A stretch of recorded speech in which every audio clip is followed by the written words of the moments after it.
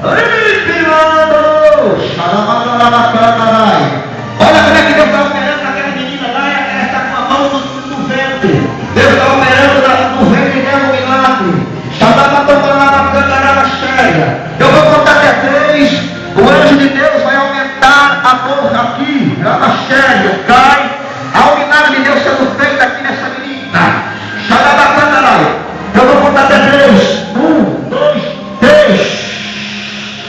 Tira, meu Deus, completamente a anestesia. Aumenta aí, se tiver doendo, meu Deus, o senhor está cortando ali? Deixa eu ver se eu consigo me cantar na série de caia. Deus está livrando essa menina, Deus está me dizendo, de uma gravidez indesejada. Deus está, pastor, não é abrindo a malha, é fechando a malha dela agora.